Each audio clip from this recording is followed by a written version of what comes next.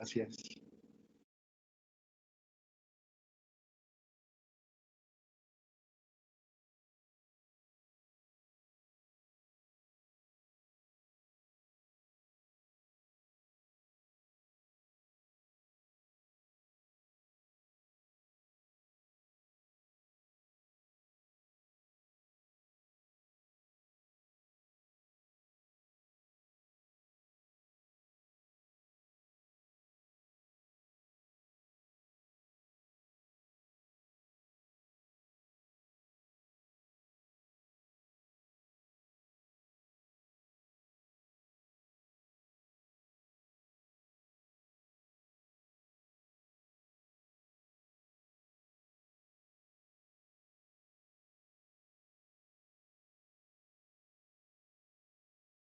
Sí.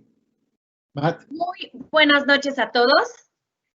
Veo que ya hay varias personas conectadas. Mi nombre es Valentina García. Yo soy gerente médico en Biocodex de México y pues primero que nada les doy las gracias por participar, por estar aquí acompañándonos en este webinar. Y bueno, pues como todos sabemos, estamos atravesando por una situación difícil como humanidad. En esta pandemia sin duda nos ha dejado desconcertados, llenos de incertidumbre a la mayoría de las personas y sabemos que en especial el profesional de la salud ha tenido un rol fundamental en esta situación y es por esto que les dedicamos este webinar, porque reconocemos su labor y consideramos que la salud mental es imprescindible para poder llevar a cabo y salir adelante de esta situación. Y pues bueno, sin mayor preámbulo, permítanme presentar al doctor Alejandro Díaz, quien nos impartirá la plática El impacto psicológico del aislamiento social y los retos en el personal de la salud durante la pandemia por COVID-19. Haciendo una breve semblanza curricular del doctor Alejandro Díaz, él es médico cirujano, egresado de la Facultad de Medicina de la Universidad Nacional Autónoma de México. Es especialista en medicina interna por el Instituto Nacional de Ciencias Médicas y de la Nutrición, Salvador Subirán, y es especialista en psiquiatría por el Instituto Nacional de Psiquiatría, Ramón de la Fuente Muñiz. Cuenta con el nombramiento de médico especialista nivel C en la Dirección de Servicios Clínicos del Instituto Nacional de Psiquiatría, Ramón de la Fuente Muñiz, institución en la que cumple hasta la actualidad con actividades clínicas, docentes, académicas y de la investigación, en la que se desempeña como coordinador de la consulta externa vespertina en la Subdirección de Consulta Externa de la Dirección de Servicios Clínicos. Es profesor de pregrado y posgrado del Departamento de Psiquiatría y Salud Mental de la Facultad de Medicina de la Universidad Nacional Autónoma de México, en donde ha sido profesor de asignatura desde hace ya 16 años e imparte hasta la actualidad como profesor titular de las materias Introducción a la Salud Mental en el primer año de carrera de médico cirujano y psiconeuroendocrinología en el primer año del curso de especialización en psiquiatría. Ha impartido más de 300 conferencias a nivel nacional e internacional sobre diversos temas relacionados a la salud mental. Así que, bueno, antes de darle entrada al doctor, quiero mencionar que todos pueden hacer preguntas escritas dando clic en el icono pequeño que tiene 2 burbujas de diálogo encimadas con un signo de interrogación encima. Y al final, cuando el doctor Díaz termine su presentación, yo voy a fungir como moderadora, se las voy a leer para que les pueda dar respuesta. Una vez más, les agradezco y damos entrada al doctor Alex Díaz.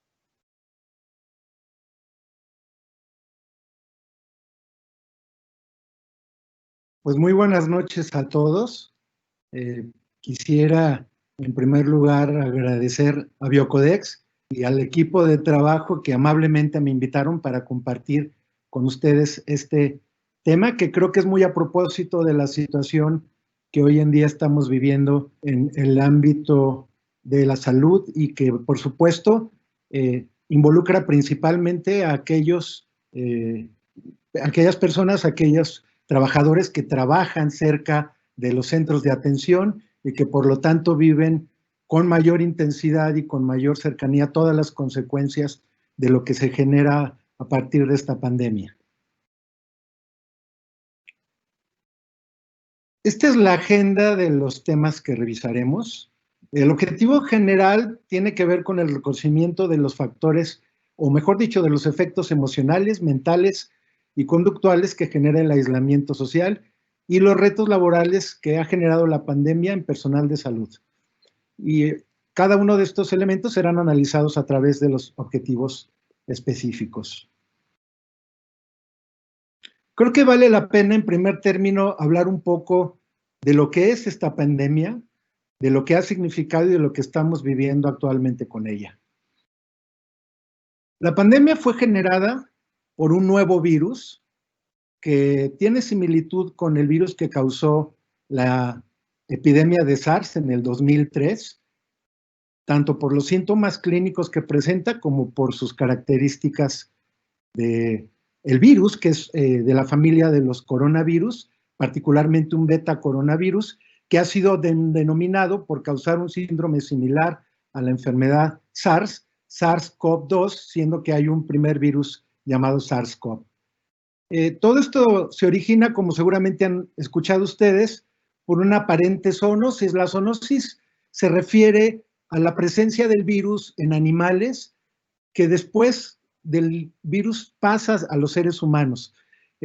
Generalmente esto sucede en ambientes como pueden ser los lugares públicos donde hay contacto con animales, como parece ser este caso que fue todo iniciado aparentemente en un mercado de animales en la ciudad de Wuhan, en China, y de ahí se contagió a un ser humano, se desarrolló en él, y de ahí entonces vino toda esta cadena de contagio. Es interesante señalar en relación a la epidemia que se tuvo en el 2003, hace 17 años exactamente, que hay una cercanía en la región donde se iniciaron una y otra epidemias. La primera, la de SARS, inició en la zona sur de China, en la provincia de Cantón, y la segunda que estamos viviendo ahora inició en Wuhan, que es una zona que está en la parte centro-este de China, y entre ambas hay una distancia aproximadamente de 1000 kilómetros, algo similar a lo que habría entre la Ciudad de México y Monterrey. Este nuevo virus, a diferencia del SARS-CoV, este SARS-CoV-2, parece ser un virus más agresivo en los cuadros clínicos que provoca, como lo hemos podido ver por su alta mortalidad. Si bien su contagiosidad parece ser similar a lo del otro virus, ya que fue en ese momento un contagio muy rápido el que se dio, pero afortunadamente sin la trascendencia de la pandemia que ahora sí estamos viviendo. En esta siguiente diapositiva, que es el pizarrón del día de ayer de la Organización Mundial de la Salud, pues pueden ustedes apreciar que prácticamente se ha extendido ya a todo el mundo. Inició en China, de China pasó a lugares como el norte de Italia, Irán y posteriormente al resto de Europa y de ahí prácticamente a todo el mundo. Los primeros contactos en América llegaron a los Estados Unidos y de ahí se ha extendido a prácticamente todos los países. Como pueden ver, pues realmente es difícil encontrar alguna zona del planeta que no tenga ya la presencia del SARS-CoV-2 y por lo tanto de la enfermedad COVID-19. Para el día de ayer teníamos ya 100.733 casos nuevos y 5.307.298 casos confirmados, con una mortalidad total de 342.070 individuos. Esto nos da una idea de la magnitud de la pandemia. Si la contrastamos con el SARS del 2003, en esa ocasión hubo cerca de 8.500 casos detectados y cerca de 900 muertes. Realmente estamos ante una pandemia que ha por muchas veces superado a la anterior.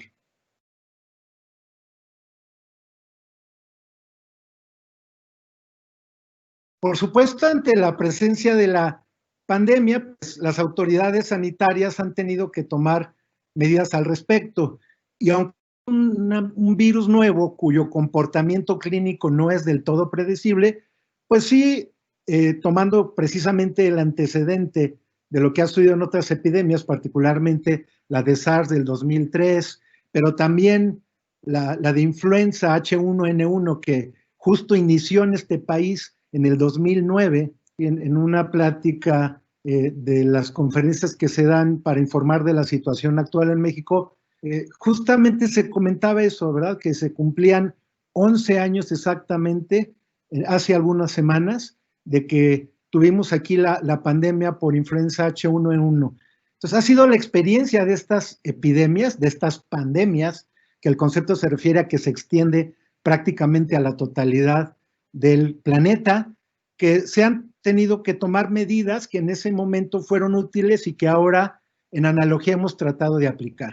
Y de ahí surge entonces lo que ha sucedido en muchas regiones del mundo y que en México también se ha propuesto, que es esta contingencia sanitaria, que en México se ha denominado la Jornada Nacional de Distancia, que ya todos hemos escuchado, y que tiene que ver con el aislamiento domiciliario, suspensión de actividades escolares, laborales y de esparcimiento, y por supuesto la recomendación fundamental de llevar a cabo las actividades desde nuestros hogares a distancia, justamente para evitar este contacto cercano, que es realmente el que da el mayor riesgo de que la enfermedad se pueda contagiar.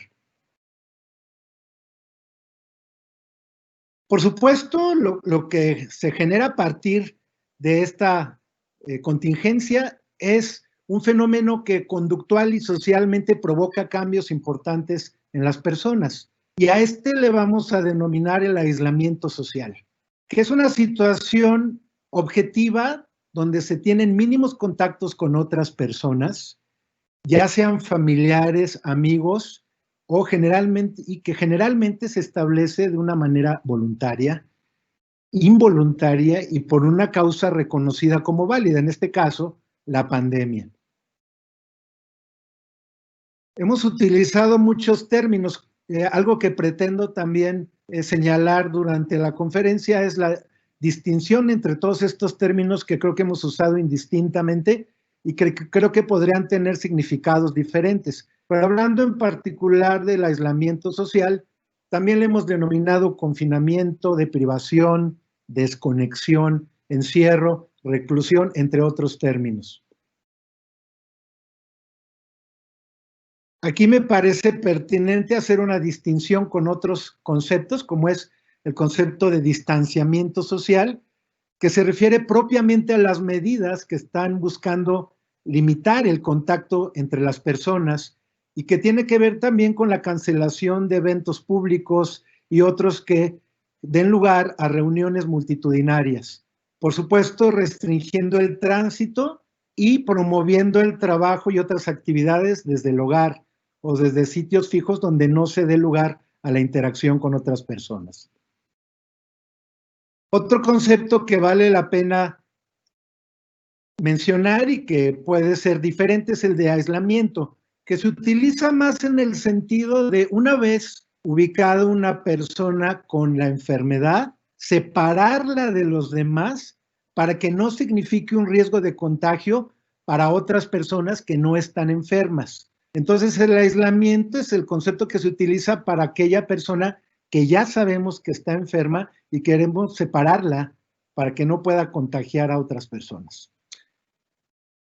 Y finalmente, otro término que creo que también en algún momento hemos abusado de él, pero que no necesariamente se refiere al aislamiento social en el que nos encontramos la mayoría de las personas, es el de cuarentena, que tiene que ver con la separación o limitación del movimiento de las personas cuando estuvieron expuestas a la enfermedad, o bien cuando pudo haberse expuesto a la enfermedad y no saberlo, incluso tener la enfermedad sin tener los síntomas manifiestos. Entonces, la cuarentena no aplicaría para los que estamos en aislamiento evitando el contacto con los ya enfermos, sino para aquellos que estuvieron en contacto con los que sí están enfermos y que por ende podrían tener la enfermedad, o si ya la tienen, entonces poderla tener en una situación aislada donde no contagien a otras personas. Un concepto que tiene mucho que ver en cuanto al matiz emocional del aislamiento social es el de soledad. Y la soledad como sensación objetiva, como sentimiento, puede tener relación con la percepción de un menor afecto o cercanía del que pudiésemos desear tener con los demás. Si se da en el nivel íntimo, por ejemplo, con nuestras parejas, hablaríamos de una soledad emocional. Si se da con familiares y con conocidos, amigos, entonces hablaríamos de una soledad relacional. O bien si se da dentro de un contexto más amplio en la comunidad, entonces podríamos hablar de una soledad colectiva. ¿Y cómo afecta al individuo este aislamiento social percibido que correspondería de alguna manera a justamente lo que llamamos el sentimiento de soledad?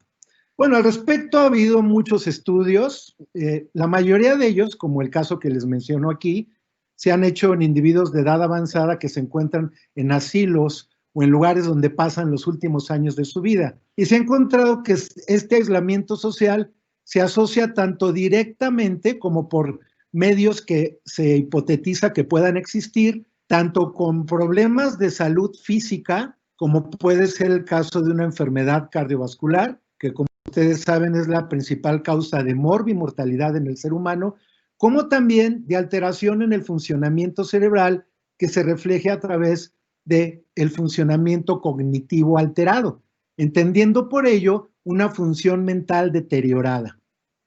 Pero vamos a hablar un poco más respecto a cómo se podría dar del aislamiento social todo este conjunto de consecuencias que pueden provocar, por un lado, problemas físicos muy importantes, pero por otro lado también consecuencias en el funcionamiento cerebral. Aquí vale la pena mencionar la relación evidente que se ha encontrado entre el aislamiento social y el estrés. El estrés, que es un concepto que hemos tomado de la física y que lo hemos utilizado en la psicología y en la medicina para referirnos a las tensiones a las que nos sometemos y que generan consecuencias. En la mayoría de los individuos, consecuencias negativas. Si bien podría haber alguien que ante una situación de estrés, lejos de tener una consecuencia negativa, tuviera un impacto favorable. Pero en general lo que vemos es que el estrés como fenómeno de tensión genera consecuencias negativas en las personas. Y esto está modulado por distintos elementos a nivel orgánico. Un primer eje que tiene mucho que ver con la regulación de los efectos o con el medio por el cual el estrés afecta a nuestro organismo es el eje hipotálamo hipoficiario adrenal. Este eje que ha sido ya caracterizado y que nos ha permitido entender cómo los elementos que estresan al individuo pueden ser captados por nuestro sistema sensoperceptual y entonces a través de señales químicas, de señales hormonales, pueden convertirse en cambios físicos, cambios fisiológicos, cambios en el funcionamiento de nuestros órganos. En el caso del eje hipotálamo hipoficiario adrenal, su regulación principal se establece justamente desde las áreas más desarrolladas de nuestro cerebro, la llamada corteza prefrontal, que involucra zonas como el área dorsolateral o el área frontal medial, son las que regulan en un principio la activación de este eje a través de este importante centro de interacción neurofisiológica que es el hipotálamo, para estimular la producción y liberación de un péptido que es como el elemento que inicia esta cascada fisiológica y que es la hormona liberadora de corticotropina o CRH. Esta hormona alcanza a través del sistema hipotálamo hipoficiario portal, que es un sistema circulatorio muy sofisticado, a la hipófisis para en ella estimular la producción y liberación de la hormona estimulante de la corteza suprarrenal, mejor conocida como ACTH. Esta ACTH alcanza a través del torrente sanguíneo la corteza suprarrenal, en donde se producen distintas moléculas de tipo esteroideo. Una de ellas es el cortisol. Y el cortisol es el efector final de este eje hipotálamo hipoficiario adrenal que se encarga de generar una serie de efectos periféricos que van a provocar muchos de los cambios adaptativos que en un principio buscaríamos tener, pero también, desafortunadamente, muchas de las consecuencias negativas que se pueden asociar al estrés, sobre todo cuando este estrés es crónico. Entonces, esta respuesta inicialmente protectora se convierte en una respuesta deleteria que puede tener efectos negativos sobre nuestra salud. Otro eje muy relacionado a la respuesta al estrés es el llamado eje simpático adrenomedular, que involucra a los neurotransmisores de tipo catecolaminérgico, principalmente la adrenalina y la noradrenalina, y que una vez liberados a nivel del tallo cerebral, en el caso de la noradrenalina, alcanza una actividad tanto central en el sistema nervioso como periférica en todo el organismo, que genera una serie de cambios que nuevamente en un principio adaptativos, después pueden convertirse en consecuencias negativas. El otro mecanismo por el cual funciona este eje es a través de la activación de la médula suprarrenal. Es interesante que este órgano contiene una corteza suprarrenal de origen mesodérmico y que produce hormonas esteroideas, y una médula suprarrenal de origen neuroectodérmico y que produce justamente catecolaminas, principalmente adrenalina.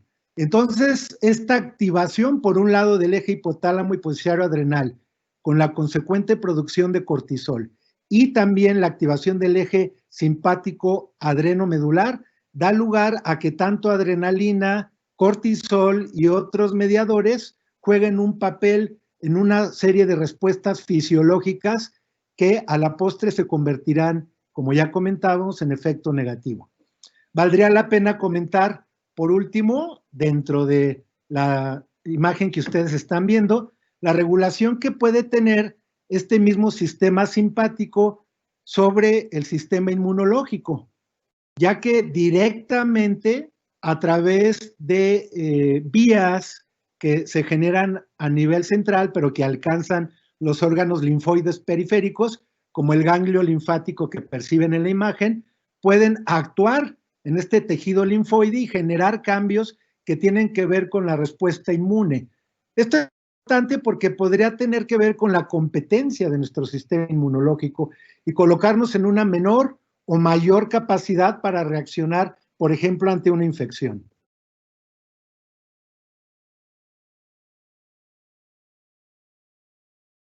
Bueno, abundando un poco más sobre el cortisol como hormona mediadora principal de la respuesta al estrés, una vez que se han generado estos signos de estrés crónico, aquí valdría la pena pues reiterar que realmente el estrés crónico es el que puede acabar siendo negativo para nosotros. Si ahora mismo hay un estrés agudo que nos obliga a reaccionar de manera inmediata, el cortisol y la adrenalina y otros mediadores nos van a ayudar a actuar de una manera adaptativa.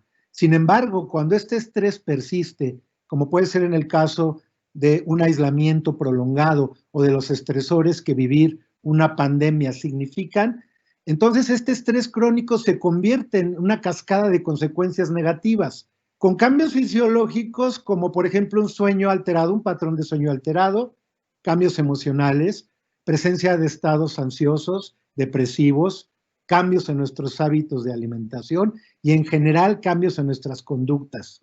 Este aumento que se genera con el cortisol, que en un corto plazo puede ser favorable, decíamos que en el largo plazo genera efectos negativos. Y estos efectos negativos se reflejan tanto en la parte fisiológica de nuestro organismo como también en el funcionamiento cerebral. Sabemos, por ejemplo, que consecuencias metabólicas como la hiperglucemia, el aumento de la presión arterial y otros problemas de tipo metabólico como el aumento de los lípidos podrían tener que ver con un estrés crónico y con mediadores principales como la elevación del cortisol. Por otro lado, y es algo que también hemos podido cada vez entender y conocer mejor, el aumento del cortisol tiene un efecto nocivo en el sistema nervioso central de manera directa. Hoy sabemos que, por ejemplo, algunas áreas del hipocampo pueden ser dañadas cuando hay niveles altos prolongados de cortisol. Esto que se podría haber supuesto en un principio, ahora está claramente demostrado. Y hemos podido, por ejemplo, comparar cerebros de individuos crónicamente estresados con individuos saludables y tienen cambios notables en las dimensiones de algunas áreas del hipocampo y de otras zonas cerebrales, lo cual se relaciona justamente con este efecto nocivo que el cortisol puede tener, sobre todo cuando está crónicamente elevado. Y se puede asociar no solo a la pérdida de capacidad mental, sino también a problemas muy habituales que hoy en día vemos, como puede ser, por ejemplo, las enfermedades de tipo neurodegenerativo, particularmente la llamada enfermedad de Alzheimer, que aunque sabemos que tiene una base genética muy importante, el hecho de tener factores como el estrés crónico puede significar un curso acelerado o una severidad mayor de la enfermedad. Bueno, una vez mencionados todos estos aspectos, creo que podríamos hablar de los predictores de un impacto psicológico que el aislamiento social puede generar en el caso de una situación relacionada a un brote epidémico.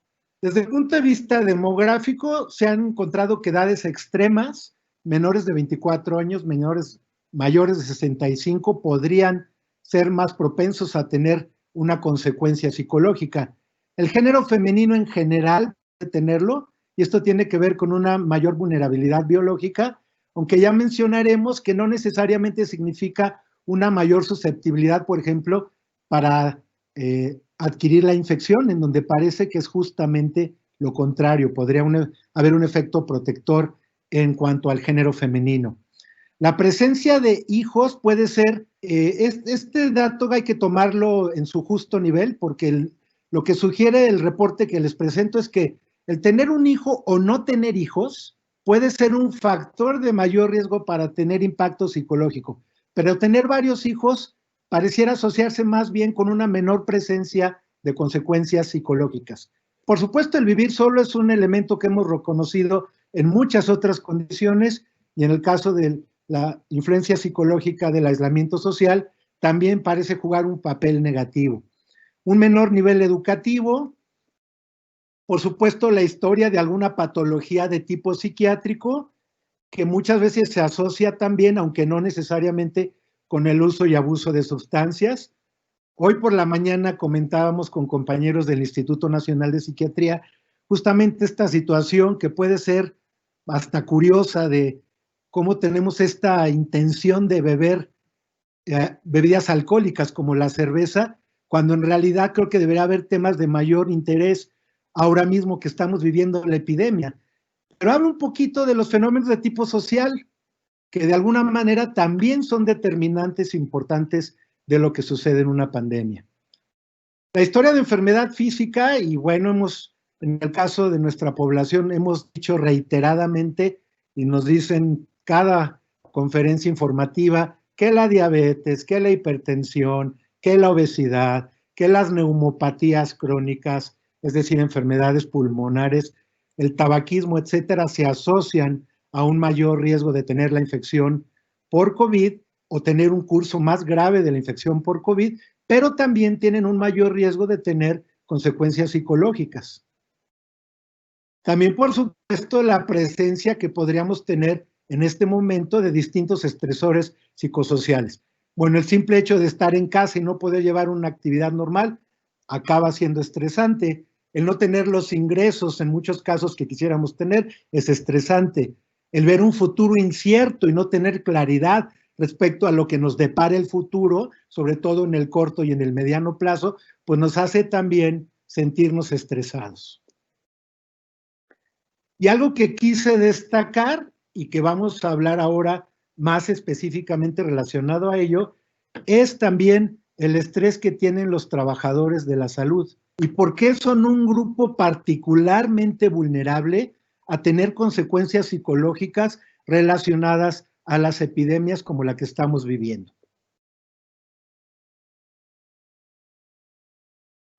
¿Cuáles podrían ser los estresores habituales durante el aislamiento social que genera una epidemia?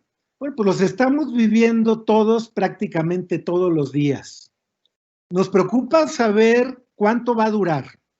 Nos dijeron, por ejemplo, primero que iba a ser mediados de mayo, después finales de mayo, ahora se está hablando de mediados de junio, etcétera, ¿verdad? No sabemos todavía cuánto tiempo habrá que continuar con estas medidas de aislamiento y por lo tanto eso nos genera inquietud, nos genera incertidumbre. También tenemos, y es obvio y es esperable, un temor de adquirir la infección. Particularmente este temor es más importante en aquellos profesionales que trabajan directamente con enfermos contagiados por el virus, pero es un temor general que todos tenemos. Aquí es bien importante, lo señalaré posteriormente, el tener entonces el conocimiento adecuado para saber cuáles son realmente los riesgos que tenemos y cuáles deberían ser las medidas que más deberíamos de cuidar. La frustración y el aburrimiento que surgen por estar sin hacer lo que habitualmente hacemos y por no tener una continuidad de nuestras actividades, planes y proyectos definidos, pues es otro de los elementos que genera estrés. El no tener los suministros adecuados o suficientes también es una causa de estrés. Aquellas personas que desafortunadamente, a raíz de la epidemia y de la pérdida de sus fuentes laborales y de ingresos, no tienen ahora los recursos, pues seguramente están viviendo este estrés de tener que ver de dónde sacan dinero para poder comprar alimentos o para poder cumplir con todos los pagos que, aunque la epidemia está presente, los pagos continúan. Ayer escuchaba a la presidenta municipal de la ciudad de Cancún que justamente decía, es que la gente no tiene dinero para pagar, pero le están pidiendo que pague. Todos los servicios se está exigiendo que se paguen y el no tener los recursos porque no podemos trabajar, por supuesto que acaba siendo otra fuente importante de estrés. El tema de la información es también bien importante. Qué relevante es que la información no sea falsa, que no sea incompleta o bien que tampoco sea excesiva, porque todo esto acaba siendo negativo. Tenemos que tener la información apropiada. Se ha hablado, por ejemplo, de que conviene sí tener alguna información todos los días, pero no de forma excesiva. Por ejemplo, 2 cápsulas informativas máximo al día, ¿sí? La conferencia que se da todos los días a las 7 de la noche podría ser una buena opción y nada más, si acaso otra. Pero si estamos todo el día recibiendo información, obviamente que esto nos estresa, nos confunde.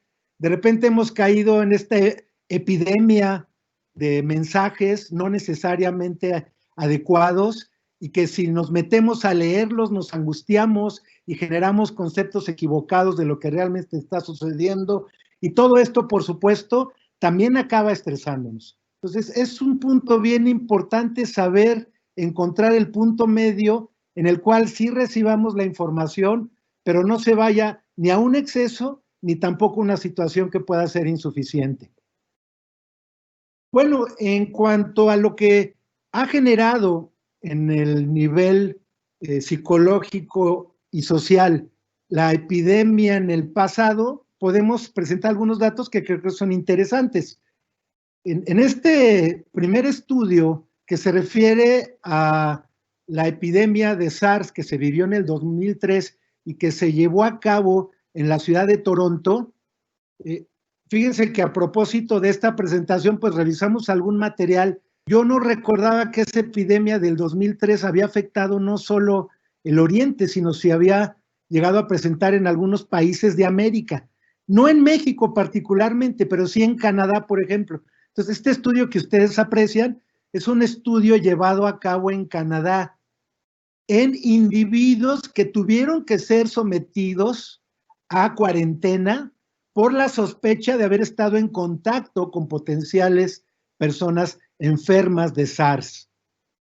Y lo que pueden ver es que los síntomas más importantes en estas personas que fueron evaluadas después de que estuvieron sometidas a cuarentena es que hubo de manera muy importante, con porcentajes de 62%, incluso algunos de ellos, varios de ellos arriba del 50%, aburrimiento, aislamiento, frustración, malestar, preocupación, sentimientos de soledad como los más notables. Con menor frecuencia, pero también presentes, sentimientos de ira, de temor, de nerviosismo, de tristeza y de culpa.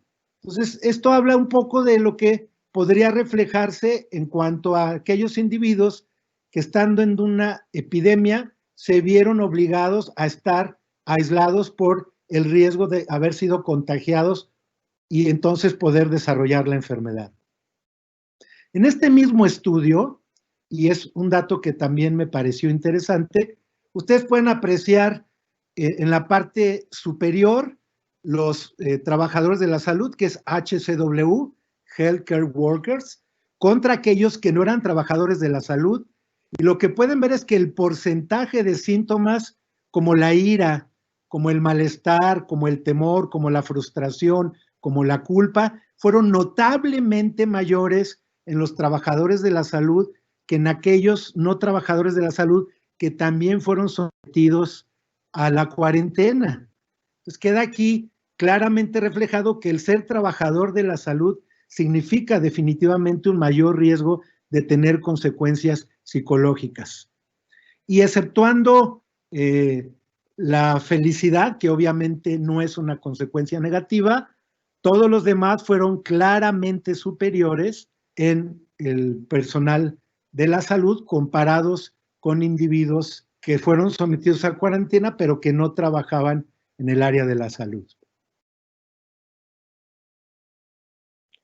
Aquí pueden apreciar justamente este porcentaje que es mayor, como les comentaba, esta mayor presencia.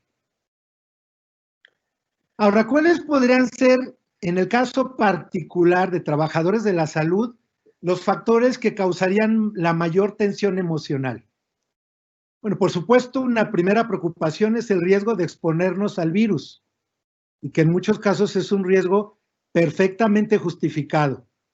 Nuestros compañeros que nunca dejaremos de admirar y de reconocer que trabajan en la primera línea saben perfectamente lo que es esto. También el saber hasta la fecha, aunque por supuesto es algo en lo que se está trabajando en todo el mundo, que no existe todavía una vacuna o un tratamiento eficaz, a pesar de los intentos que ustedes escuchan que se hacen con distintos antivirales y algunas sustancias para tratar de contener la infección. También la preocupación, este es un temor muy habitual de los trabajadores de la salud, la preocupación acerca de infectar o bien de tener que cuidar y proteger a nuestros seres queridos. Hemos escuchado recientemente esta actitud altruista y admirable, creo yo, de algunos hoteles que han cedido habitaciones para que compañeros de personal de salud, médicos, enfermeras y otros más, puedan quedarse ahí sin el temor de que puedan contagiar en caso de que ellos se llegasen a infectar a sus conocidos y familiares.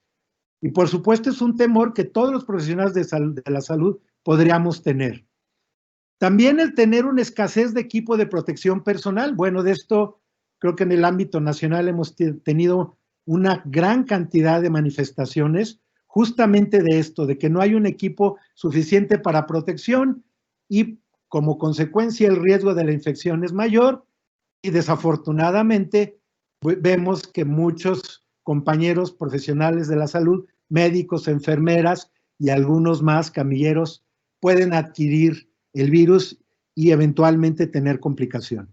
Las jornadas de trabajo más largas que la epidemia provoca, que es algo también importante de cuidar, particularmente en los centros que tienen la mayor demanda, que se vuelven verdaderos campos de batalla, donde las jornadas de trabajo pueden ser de 12, 18 o hasta más horas, y que por supuesto también generan un estrés muy importante a quienes participan en ellas.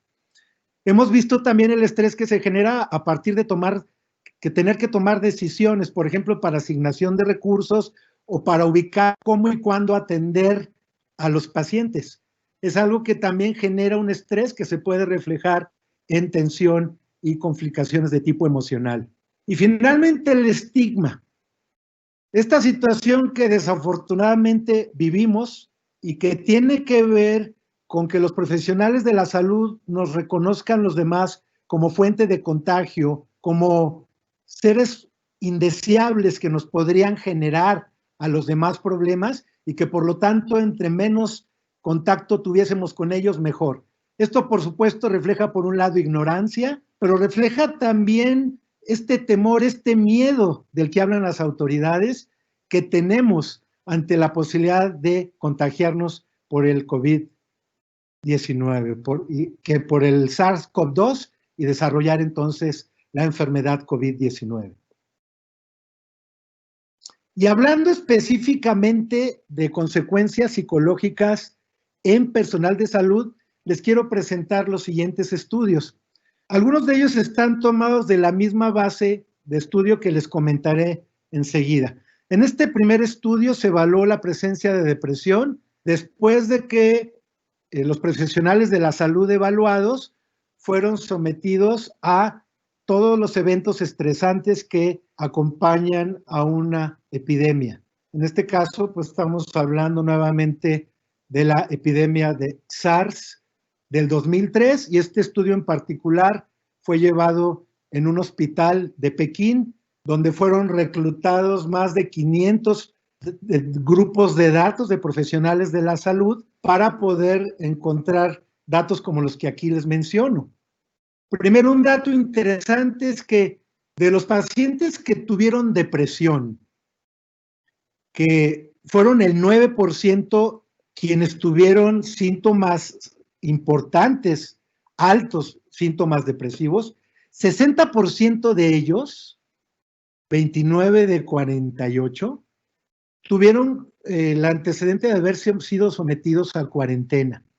A diferencia, fíjense, por ejemplo, en el dato que ven en la parte inferior, de solo un 15% sometidos a cuarentena de aquellos que tuvieran síntomas depresivos de menor intensidad. Entonces aquí el estudio demostró claramente que la cuarentena para personal de salud significó la presencia de depresión de mayor severidad.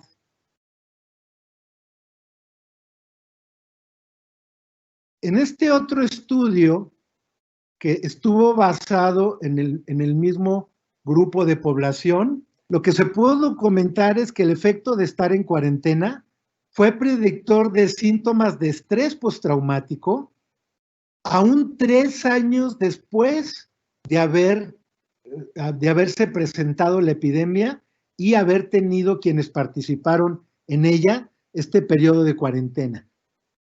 El estrés postraumático, como ustedes saben, es una reacción psicológica intensa que pueden tener algunas personas después de haber sido sometidas a un estrés extremo y grave.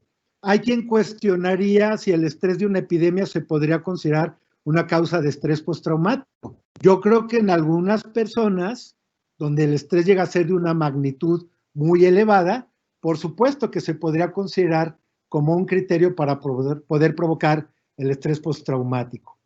Y lo que se encontró en este estudio, que pueden apreciar ustedes aquí englobado en rojo, es que la exposición laboral, el haber estado en un periodo de cuarentena, cualquiera que haya sido, el tener un familiar o un amigo conocido infectados por el virus SARS, el haber tenido durante la epidemia un nivel de percepción de riesgo continuo e intenso, todos estos factores se asociaron a una mayor presencia de síntomas de estrés postraumático.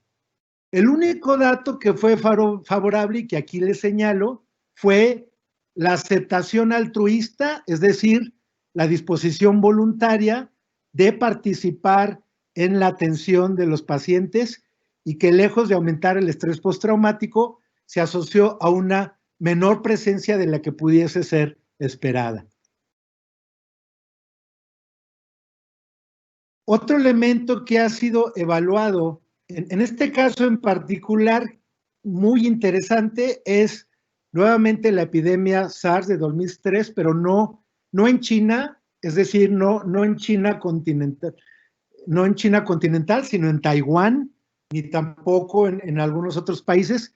En este caso en particular, que es para los psiquiatras particularmente interesante, es una evaluación en un hospital psiquiátrico de 2.500 camas, donde fueron evaluados de manera voluntaria y anónima trabajadores de la salud que estuvieron involucrados en este brote, en este hospital en particular.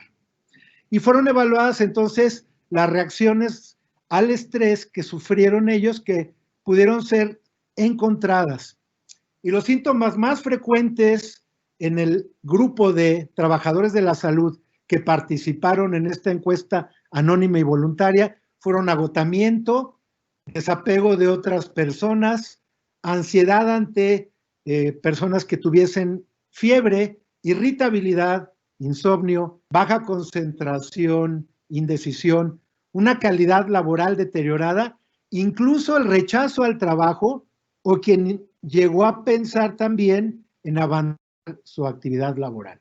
Todo esto relacionado como factor principal a la cuarentena a la que fueron sometidos, ya que en este caso en particular llegaron dos militares al hospital que generaron un brote epidémico, primero una enfermera, después otros profesionales de la salud, otros trabajadores de la salud del mismo hospital, y entonces el hospital fue aislado. Y fue un caso muy particular, muy sonado, que tal vez algunos de ustedes recuerden, y que dio oportunidad para evaluar cuáles fueron las reacciones psicológicas de todas estas personas, trabajadores de la salud, que fueron sometidas a esta situación.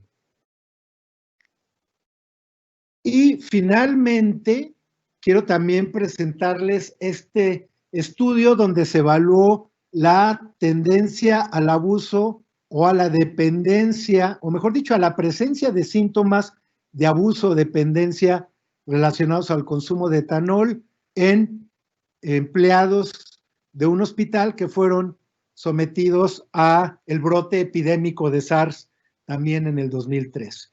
Y lo que claramente pueden apreciar ustedes es que los síntomas expresados aquí en desviaciones estándar del alcohol, del consumo de alcohol, relacionados al consumo de alcohol, fueron claramente mayores, primero en quienes estuvieron en cuarentena, después en quienes tuvieron exposición laboral, a continuación en quienes tuvieron un familiar o amigo que enfermó de SARS, y finalmente quienes utilizaron la bebida como una forma de afrontar las consecuencias de la epidemia.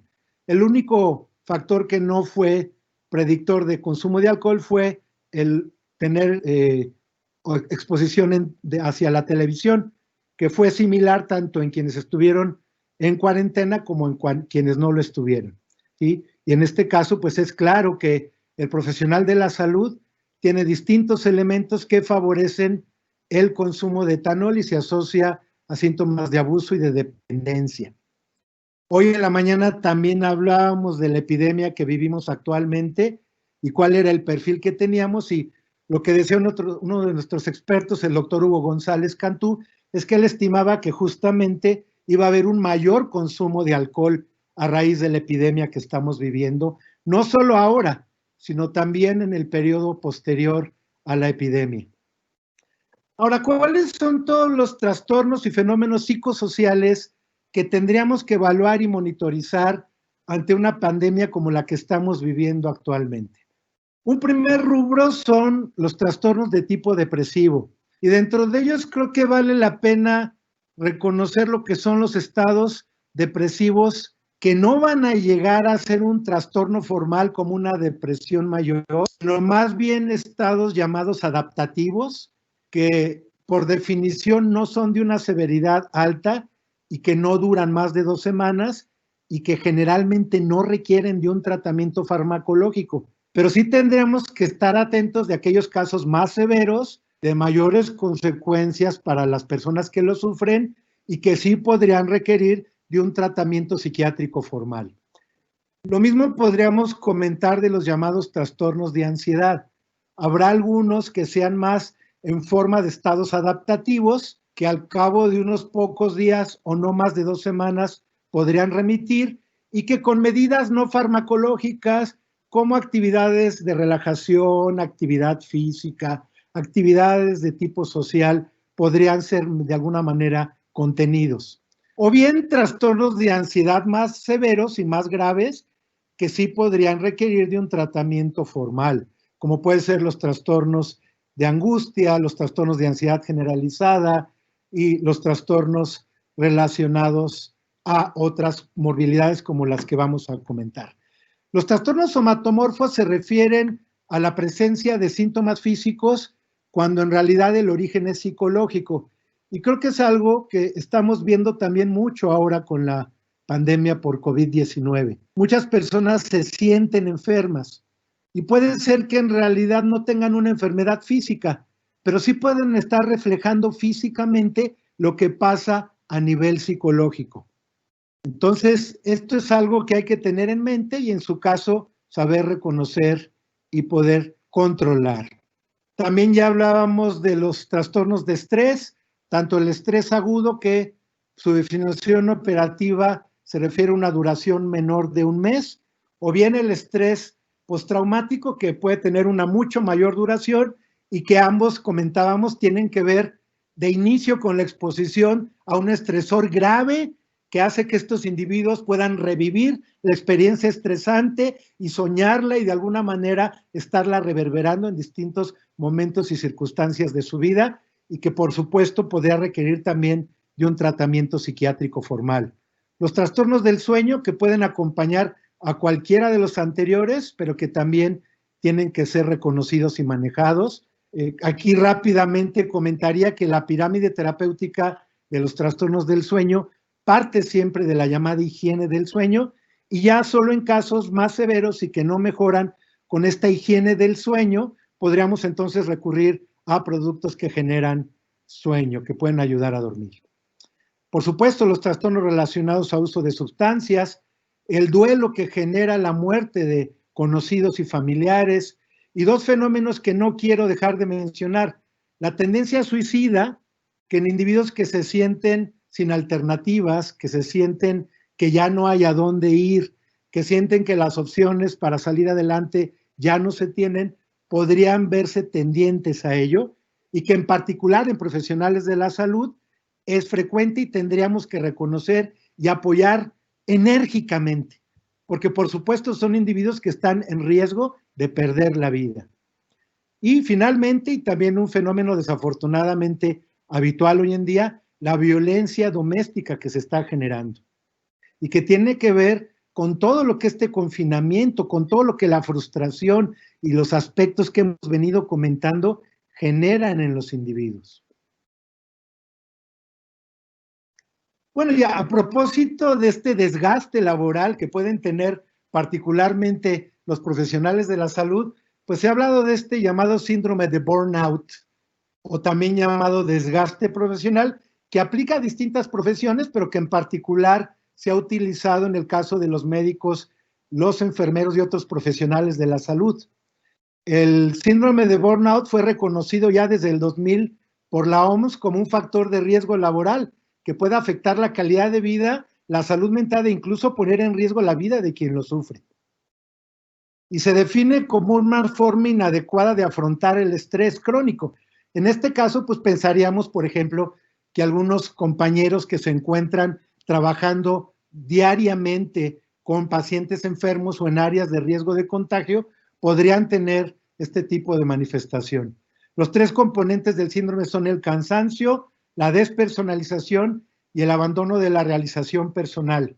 Y clínicamente abarca 4 niveles, de leve al extremo. Este es un estudio mexicano que encontré y que quise compartir con ustedes, que se llevó a cabo durante la epidemia por influenza H1N1. Recuerdan que inició en México en el 2009. En este caso se evaluaron médicos en formación del Instituto Nacional de Enfermedades Respiratorias. Para ser precisos, 99 médicos fueron evaluados y se encontró que algunos de ellos sufrían este síndrome de burnout. Los datos más relevantes es que la formación dentro del aula de neumología y el ser residentes de formación más temprana, primer y segundo año, se asociaron a mayor presencia del síndrome de burnout. Y este otro estudio, que es justo de la pandemia que estamos viviendo actualmente, es un estudio que, si ven ustedes en la parte inferior, todavía no ha sido publicado, está en prensa, y que evalúa la presencia o la frecuencia de burnout entre médicos de un piso de oncología y médicos y enfermeros de un piso de oncología versus médicos y enfermeros que están en la primera línea de tratamiento de los pacientes con COVID. Esto se llevó a cabo hace apenas unos meses en el inicio de la epidemia en un hospital en Wuhan, en China, que es donde inició. Y lo que es interesante es que el staff médico trabajando en la línea frontal tuvo menor presencia de burnout comparado con los compañeros que trabajaban en los pisos con los pacientes oncológicos. Aquí la conclusión a primera oportunidad podría ser que el enfrentarse a este compromiso de asistencia, lejos de generar el burnout, puede ayudar al médico a sentirse bien de lo que está haciendo y de poder cumplir entonces con algo que ayuda a los demás, que es esta forma altruista que se ha propuesto que idealmente deberíamos de tener al momento de participar en la epidemia y en la atención de los pacientes. ¿Sí? Y aquí les remarco justamente cómo fue más claramente presente el burnout en quienes no estaban en esta primera línea de contacto. Bueno, y después de toda esta información, ¿cuáles serían las recomendaciones para enfrentar el aislamiento social ante una epidemia? Muchas de ellas, por supuesto, las hemos escuchado, pero creo que vale la pena reiterarlas. Ellas fueron sintetizadas en este reporte de hace apenas un par de meses, donde en The Lancet se habla de la importancia de tener la información, ¿verdad? Algo que ya comentábamos. La comunicación efectiva y rápida también. Los suministros, tanto generales como médicos, que sean suficientemente provistos. La duración del periodo de cuarentena o aislamiento que sea la más corta posible, entendiendo que esto, por supuesto, está sujeto al curso que la epidemia pueda tener en cada comunidad. Siempre se considerará mucho más conveniente y menos generador de consecuencias negativas el aislamiento voluntario que el obligatorio, que es algo que a nivel de autoridades sanitarias se ha manejado en nuestro país. Y por supuesto, una particular atención deberíamos de tener siempre para aquellos profesionales de la salud, particularmente aquellos que están en el contacto más cercano con los casos de COVID.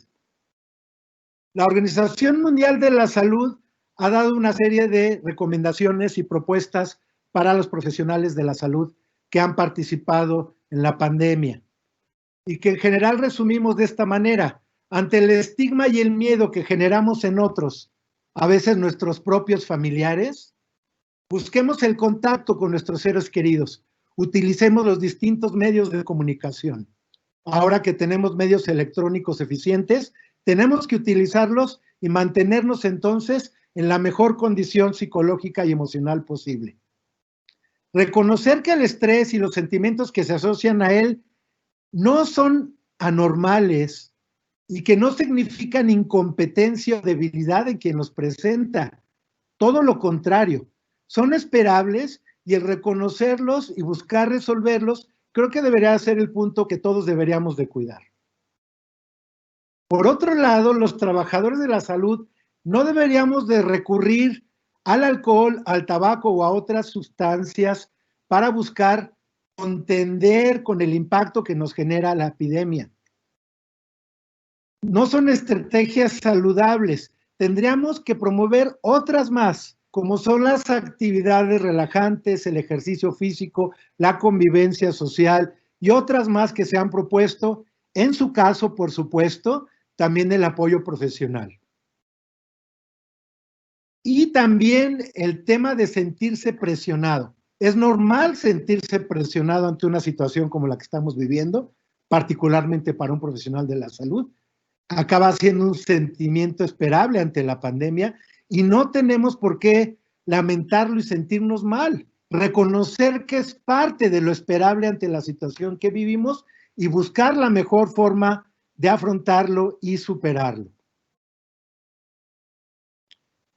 Estas son algunas recomendaciones de autocuidado psicológico que se dan para trabajadores de la salud ahora durante la pandemia por COVID-19. Si ven ustedes la referencia, pues acaba de salir hace apenas un mes en New England Journal of Medicine y nos habla de una serie de recomendaciones que vale la pena tener en cuenta para profesionales de la salud particularmente. Información suficiente, tanto de la enfermedad como de sus riesgos, monitorización de nuestras propias reacciones ante las situaciones que estamos viviendo, la búsqueda de asistencia apropiada, sobre todo ante responsabilidades tanto personales como profesionales que nos hagan desarrollar alguna situación que incluso nos pueda llevar a buscar una ayuda profesional.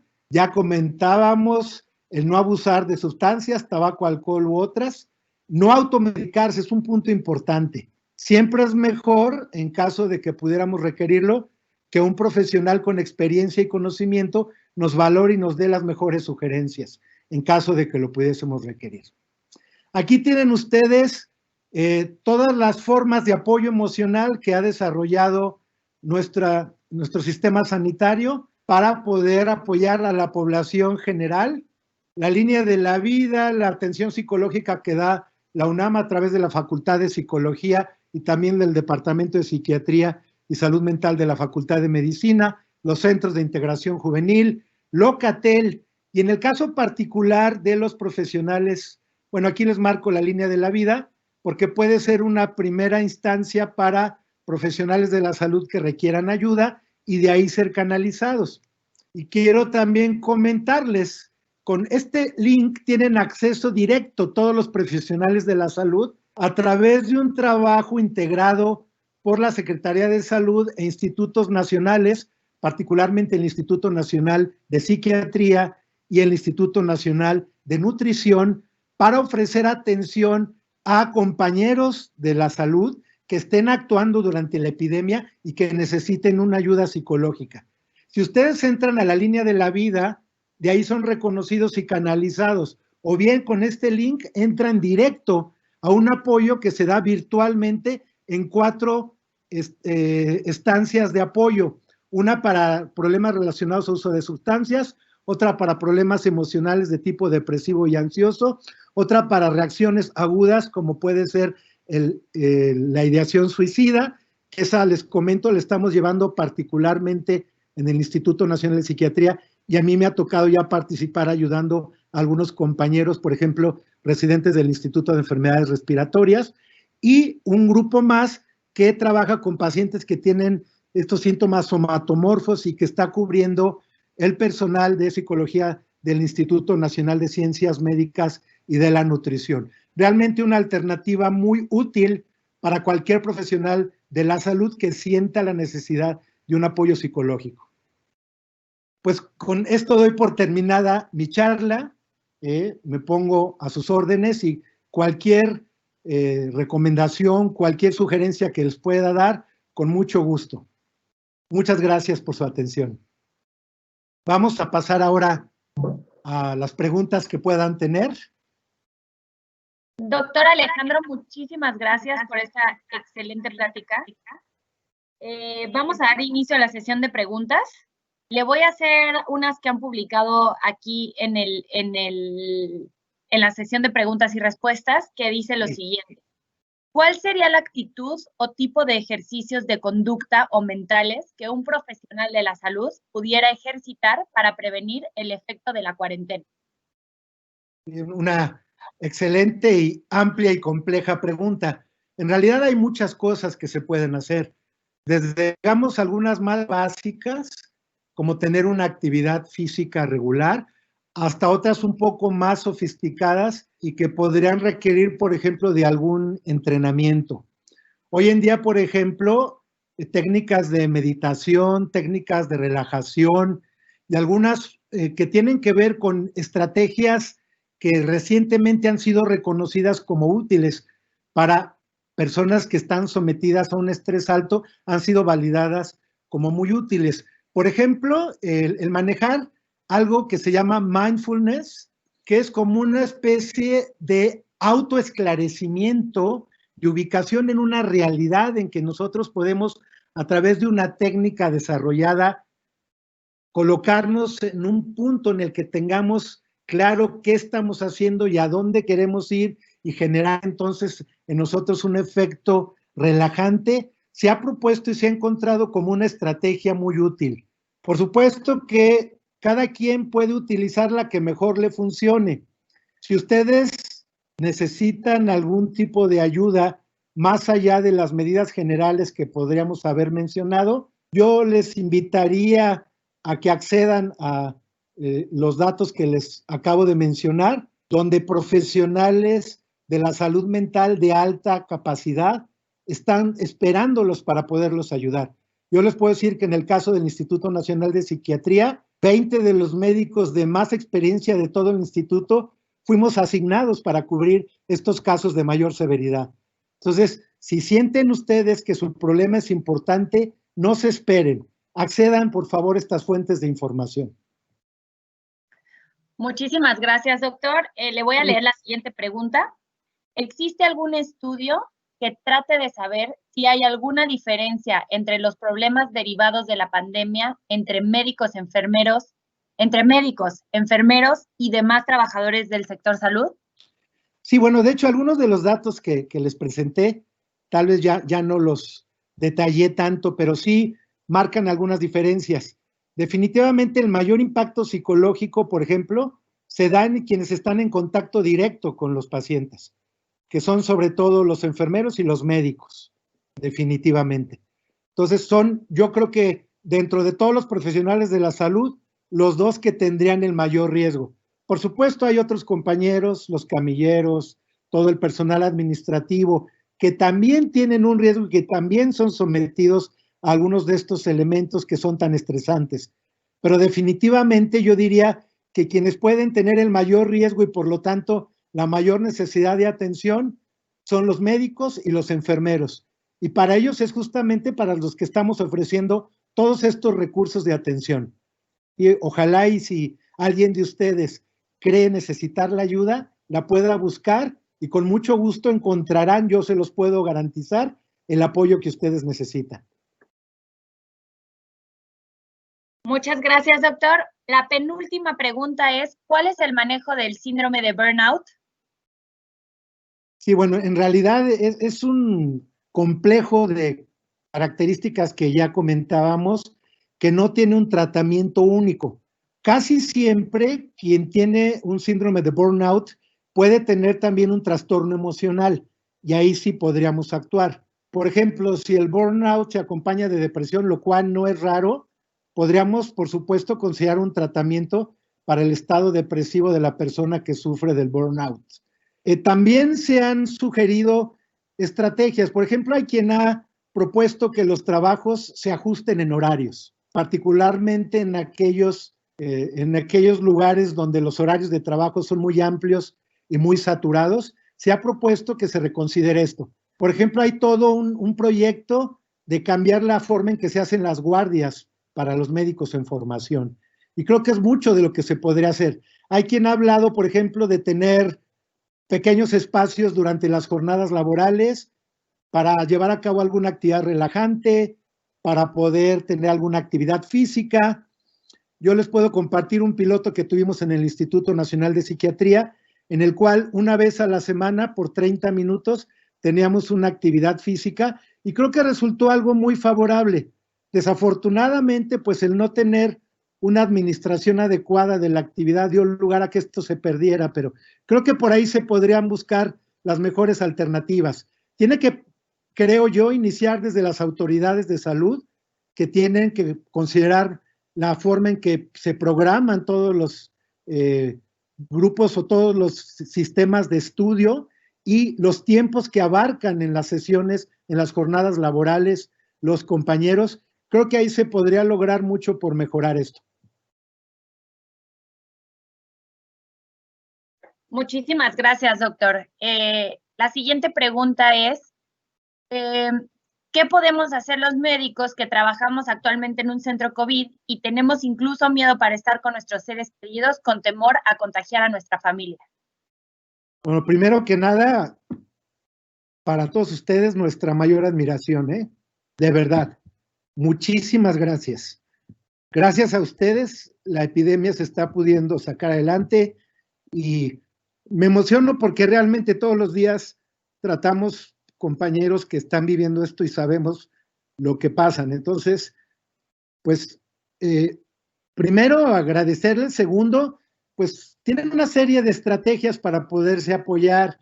Cada situación en particular creo que tendrán que manejarla de forma diferente.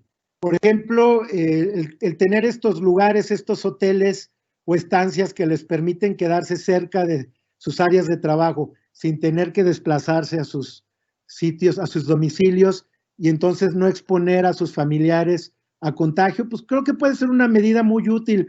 Por ahí hemos visto situaciones que nos exaltan las emociones, ¿verdad? La enfermera que ponía su carro allá afuera del hospital y que vivía dentro de él. En fin, según la situación, ¿verdad? Por supuesto. Si recuerdan estas recomendaciones que hacíamos de poder como autoevaluarnos y ver en qué nos estamos estresando, qué nos está pudiendo afectar más y reconocer tempranamente qué podemos hacer por controlar eso, creo que sería muy útil. Si lo podemos hacer a nivel personal, a nivel familiar, con actividad física, con actividades relajantes, creo que en algunos casos puede ser suficiente. En otros casos tendrán que, sin temor a ello, buscar la ayuda profesional.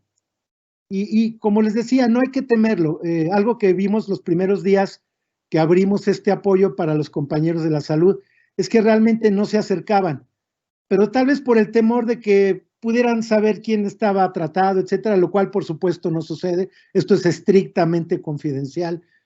Pero hay que saber, son personas, son seres humanos como cualquiera otro que se están sometiendo a un gran estrés y eso lo tenemos que reconocer.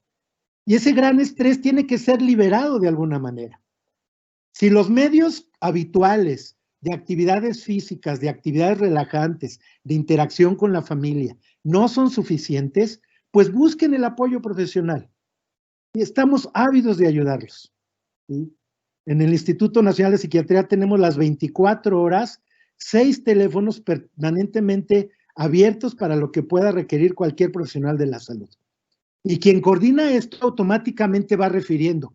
Con suerte, ya me pasó un par de días, dentro de una hora se saturan los compañeros que están atendiendo y me informan y yo tomo un caso.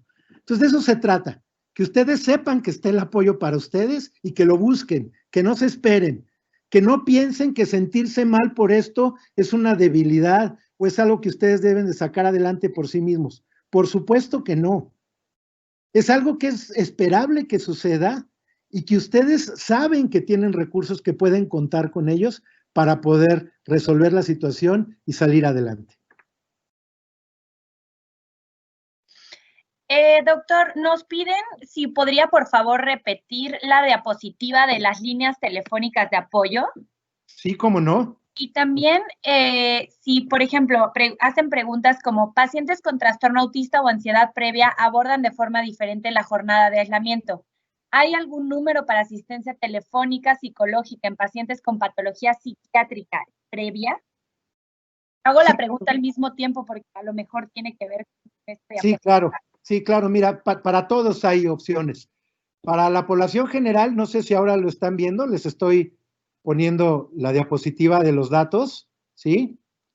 De la línea de la vida, de la atención psicológica, de la UNAM, de los centros de integración juvenil, de Locatel.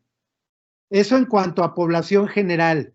Para pacientes que ya tienen un trastorno psiquiátrico, la sugerencia es que sigan su atención en la institución donde se estaban atendiendo. En el Instituto Nacional de Psiquiatría, por ejemplo, estamos atendiendo a los pacientes que ya son nuestros pacientes, pero estamos también recibiendo a pacientes de otras instituciones.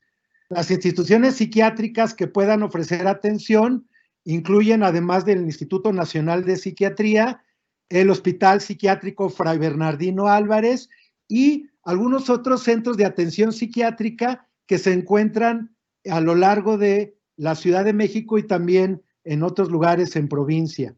Sí, pero de manera general, esta es la diapositiva para el apoyo emocional y esta siguiente que les había ya comentado, que ahora les proyecto, es justamente para profesionales de la salud que pudieran requerir de una atención especializada. Perdón, vamos a dejarla un segundo más. Con este link, ustedes pueden accesar y automáticamente les atenderán y les referirán con cualquiera de estos 4 equipos de trabajo en las instituciones que ya comentamos, según el problema que ustedes tengan, para poder recibir la ayuda que ustedes puedan requerir. Así es que el link es la vía directa. Si quieren usar la línea de la vida, también les lleva a este mismo link y pueden acceder a el tipo de ayuda que ya comentamos. Muchísimas gracias, doctor. Veo que hay muchísimo interés. Cada segundo publican más preguntas. Les agradezco muchísimo. Sé que este es un tema que genera mucha controversia y mucha incertidumbre y muchas preguntas, seguramente.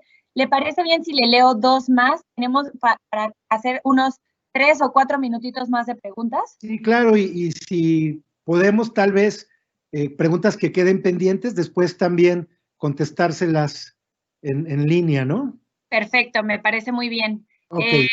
¿Cuáles específicamente son las acciones primarias para ayudar con los trastornos del sueño antes de llegar a tomar algún fármaco? Correcto, muy bien, una pregunta muy importante. Les comentaba hace un momento que en la pirámide terapéutica de los trastornos del dormir, la base, es decir, de donde debemos de partir siempre, es la llamada higiene de sueño. Para quienes no estén familiarizados con este concepto de higiene de sueño, incluye varios aspectos que tienen que ver con las conductas y los hábitos antes de los medicamentos que pueden ayudar a un mejor dormir. Incluye, por ejemplo, el tener horarios regulares para dormir y despertar. Incluye evitar estas desveladas que creo que se están dando ahora desafortunadamente de manera muy habitual. Incluye cuando ya nos vayamos a dormir, promover un ambiente relajante, sin luz y sin ruido que nos puede interferir. Incluye incluso cuidar las características del sitio físico donde dormimos, la misma cama, la ventilación, decíamos la oscuridad, el ruido que no debería de haber. Todo ello, cuando se cuida, permite que uno descanse mejor. Otro elemento fundamental dentro de esta higiene de sueño es la actividad física regular. Definitivamente, y esto ha sido ampliamente estudiado y demostrado, quien hace ejercicio duerme mejor. Si ustedes tienen una actividad física regular, seguramente van a descansar mejor. Hay una publicación reciente que hace alusión a la importancia de tener una regularidad en nuestras actividades a lo largo del día, incluso poder hacer una agenda, un programa de actividad, porque se ha visto que quien respeta esta agenda también tiene un mejor dormir. Entonces son, digamos, como los elementos iniciales que podrían ayudar al buen dormir. Si no es suficiente, pues entonces la utilización de productos naturales inductores de sueño podría ser una primera alternativa, y finalmente los productos farmacológicos que inducen sueño, pero siempre partir de esta base que tiene que ver con la llamada higiene del sueño. Excelente. Y por último, la última pregunta. ¿Existe actualmente alguna iniciativa para estudiar los predictores de impacto psicológico por grupo poblacional, adolescentes, amas de casa, personas de la tercera edad, etcétera? Bueno, les puedo comentar que la OMS está llevando hoy en día una serie de protocolos a nivel multinacional, y México está participando en varios de esos protocolos que están evaluando distintos aspectos de la pandemia. De lo que yo tengo conocimiento, por ejemplo, es que en el Instituto Nacional de Ciencias Médicas y de la Nutrición se está llevando un protocolo para evaluar todas las estrategias terapéuticas que hoy en día se tienen en pacientes que ya tienen la enfermedad por COVID-19. En el caso de aspectos psicológicos, en el Instituto Nacional de Psiquiatría se está llevando también un protocolo donde en un grupo de psicólogos del instituto están evaluando las distintas estrategias que estamos utilizando con los compañeros que están solicitando nuestra ayuda para ver cuáles pueden ser las más eficaces. Y creo que por el estilo, seguramente, obviamente no conozco todos los proyectos y protocolos que ahora mismo se estén llevando tanto en México como en el mundo, pero les puedo asegurar que seguramente muchos están corriendo ahora mismo, y ya iremos recabando los datos y podremos utilizarlos, que esa es, creo, la utilidad principal de estos protocolos, el poder tener información que después nos permita manejar mejor las epidemias. Como ven ustedes, por ejemplo, mucho de lo que estamos haciendo ahora con esta pandemia por COVID-19 viene de la referencia de SARS, de la referencia de influenza y de las epidemias virales más cercanas que hemos vivido. Y creo que esa experiencia en este caso nos va a ayudar mucho para poder enfrentar y manejar mejor epidemias futuras, que si somos objetivos, si somos congruentes, pues seguramente las habrá, porque es una tendencia natural, no es algo que podamos pensar que se va a poder evitar. Pero qué bueno que desde ahora podamos estar generando conocimientos que nos ayuden a evaluar y manejar mejor lo que suceda y entonces estar listos para enfrentar de una manera más adecuada futuras epidemias. Excelente. Muchísimas gracias, doctor. Le comento que además de estas preguntas que nos están llegando excelentes comentarios acerca de la plática y de la utilidad que ha tenido esta plática para el personal de la salud que nos está escuchando en este momento. Y le agradezco una vez más a todos los asistentes por haber participado y escuchado esta ponencia del doctor Alejandro. Esperamos que hayamos podido contribuir con información y evidencia reciente acerca de la importancia que tiene la promoción de la salud mental en el personal de la salud en todo momento, pero sobre todo en estas condiciones que estamos viviendo de aislamiento social. Y en nombre de Biocodex, les mandamos también nuestro agradecimiento y todo nuestro respeto y reconocimiento. Y pues una vez más, esperamos que esta plática les haya sido muy útil.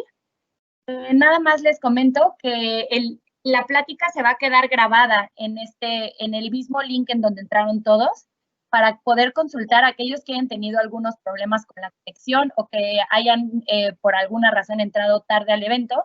Este evento se queda grabado completo y vamos a intentar responder todas las demás preguntas para hacérselas llegar a cada uno. Les agradezco muchísimo, doctor, una vez más, muchísimas gracias por esta excelente ponencia y que tengan muy buena noche. Muchas gracias a ustedes por su invitación y espero que para todo el auditorio haya sido de utilidad. Muy buenas noches a todos. Buenas noches a todos, hasta luego.